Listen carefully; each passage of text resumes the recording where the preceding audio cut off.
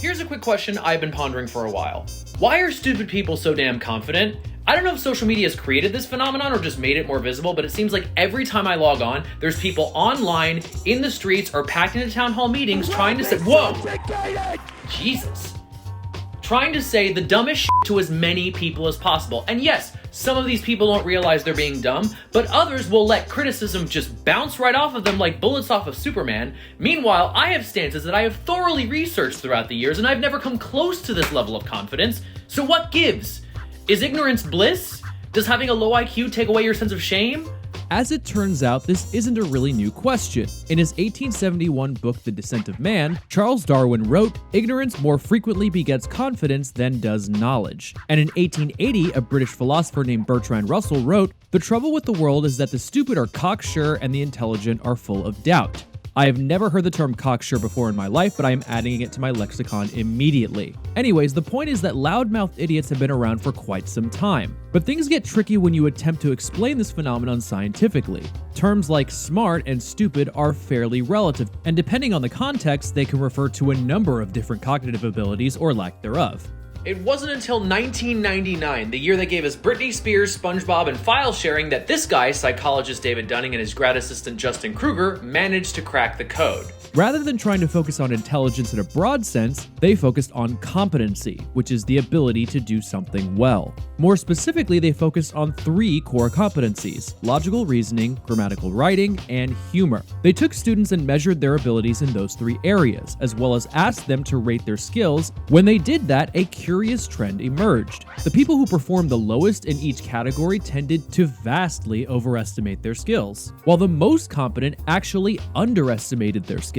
What's more, there seemed to be a correlation between how incompetent a person was and how much they would overestimate their competence. This came to be known as the Dunning-Kruger effect, aka the fallacy of illusory superiority. And when you think about it, it makes sense. If you know nothing or little about a certain field, you by definition don't know enough to accurately assess yourself. Because you don't know what you don't know, this lack of knowledge simply doesn't exist to you.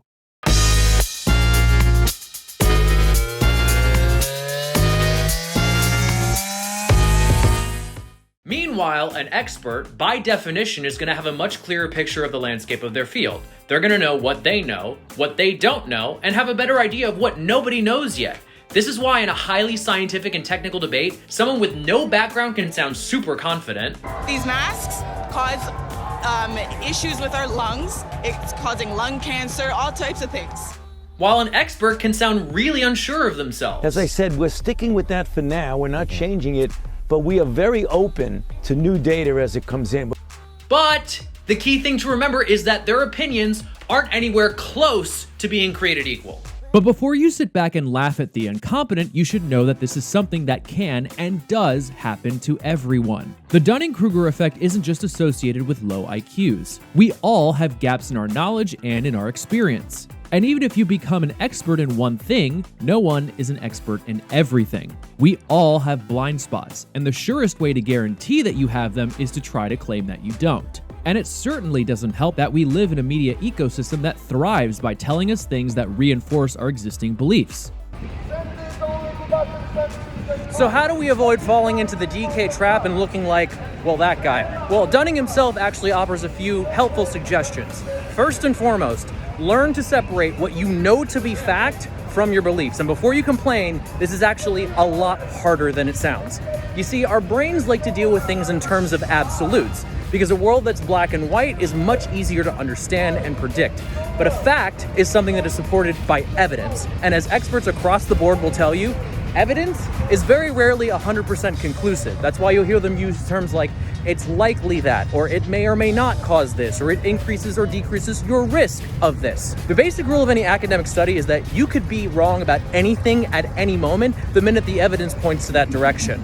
But we don't like uncertainty and we hate being wrong. So a lot of times what our brains will do is use opinion and belief to fill in the gaps that evidence leaves behind. So ironically, the more some things feel true and certain, the more likely it is you're dealing with something that's been colored by opinion or belief rather than just a cold hard fact.